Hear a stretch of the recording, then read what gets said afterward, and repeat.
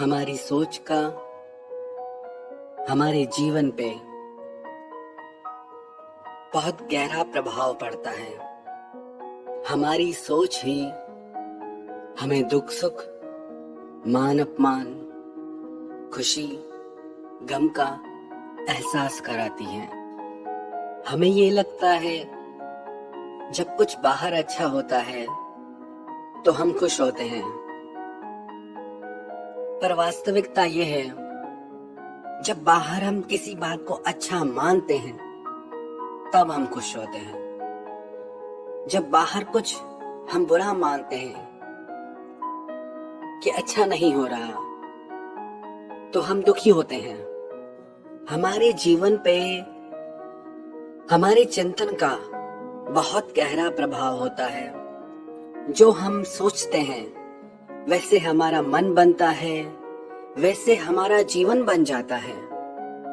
इस समय में, इस युग में सबसे बड़ी समस्या यही है कि सब बहुत सोचते हैं, पर जितना हम सोचते हैं वो समझ के नहीं सोचते।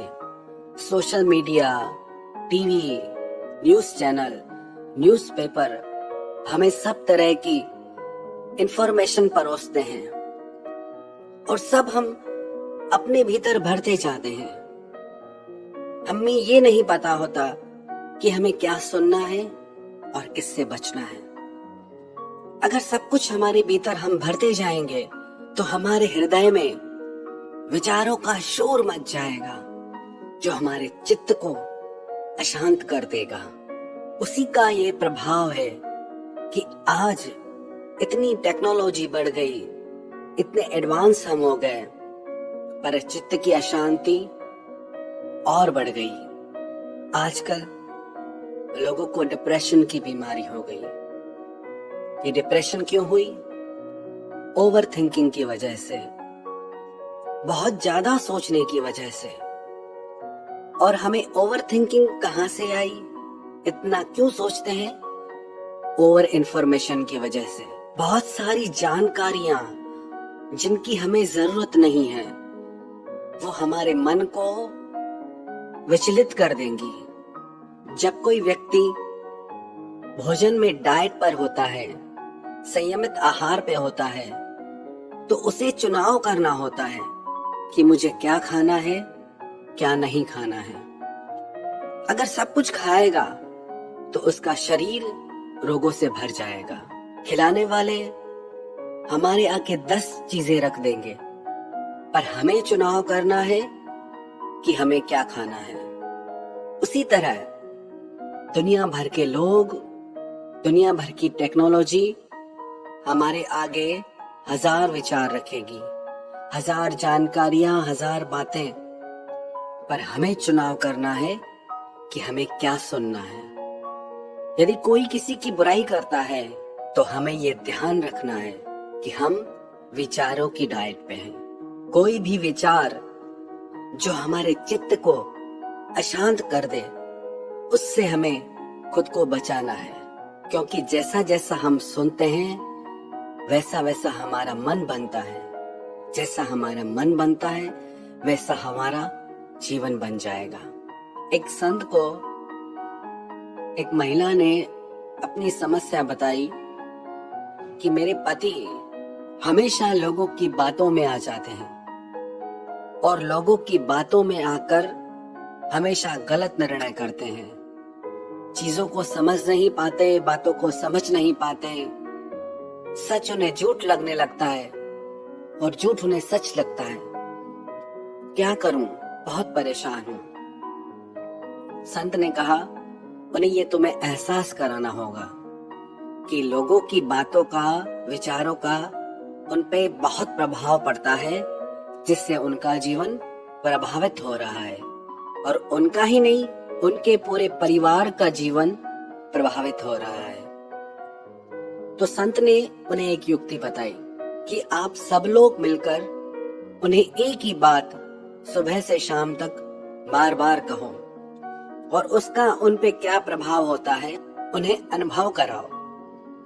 दूसरे दिन सुबह को उस महिला ने अपने पति से कहा कि आप बहुत बीमार लग रहे हैं, तबीयत ठीक नहीं क्या आपकी? क्या हुआ है आपको? वो बोला, मैं बिल्कुल ठीक हूं, मुझे कुछ नहीं। जैसे ही उठ के बाहर आके बैठा तो घर के नौकर ने भी यही बात कही कि मालिक बड़े बीमार लग रहे हैं, क्या हुआ है आपको आज? तो उसको सुन के लगा शायद मैं बीमार हूं, मैं ठीक नहीं हूं। उसने कहा हाँ, शायद तबीयत मेरी ठीक नहीं है। जैसे ही गाड़ी में बैठे तो ड्राइवर बोला कि मालिक आप बड़े बीमार लग रहे हैं, कमजोर भी लग रहे हैं, क्या हुआ है आपको? वो बोला कि हाँ, मेरी तबीयत आज ठीक नहीं है। जैसे ही वो व्यक्ति ऑफिस पहुंचा तो ऑफिस के लोग कहने लगे कि आप बहुत गंभीर लग रहे हैं, बहुत ज्यादा आपकी तबीयत खराब लग रही है। वो कहने लगा कि हाँ, बहुत मुझे चक्कर आ रहे हैं, मेरी तबीयत खराब है, मैं वापस घर जाता हूँ। जब वो घर पहुंचा तो उसकी हालत वास्तव में एक रोगी की तरह हो गई, बीमार की तरह हो गई। फिर उसकी पत्नी ने उससे अपनी सारी बात बताई कि उसने अपने घर के नौकर को, ड्राइवर को, ऑफिस वालों को, सबको ये बात आपको कहने के लिए कही और उसे एहसास कराया कि लोगों के विचार का कितना प्रभाव आपके हृदय पे पड़ता है। ये हालत हम सबकी है। कुछ भी अपने बारे में लोगों से बुरा सुन के हम उसे अपने चित्त में बैठा लेते हैं और खुद को दुखी करते रहते हैं। एक चीज का और ध्यान रखें जीवन में, कभी भी जो वाया वाया बातें आपके पास आती हैं कि आपके लिए इसने ऐसा कहा, आपके लिए उसने वैसा कहा, इन बातों से खुद को बचाएं। पहले तो ये बात पक्की नहीं कि उसने आपके लिए ऐसा कहा है या नहीं कहा है और किन अर्थों में कहा है, कैसे कहा है। आप तक संदेश पहुंचाने वाले, मैसेज पहुंचाने वाले उस बात को कैसे पहुंचाते हैं, तब तक बात पूरी तरह बदल जाती है। इसीलिए इन बातों से आप खुद को बचाएं, क्योंकि ये छोटी छोटी बातें आपके जीवन में कई बार बड़ी बड़ी गलतफहमियां, बड़ी बड़ी समस्याएं लेके आ जाती हैं। हम चाहते तो हैं कि हमारे जीवन में आनंद, शांति और सुकून भरा रहे, पर हमारे हृदय में हम ऐसे ऐसे विचारों को जगह देते हैं जो अशांति और दुख का कारण बनते हैं। तो हमें चुनाव करना है कि हमें शांति चाहिए, सुकून चाहिए या अशांति के मार्ग पे चलना है। यदि शांति चाहिए तो वो भी हमारे विचारों में छुपी है, यदि अशांति चाहिए तो वो भी हमारे विचारों से जुड़ी है।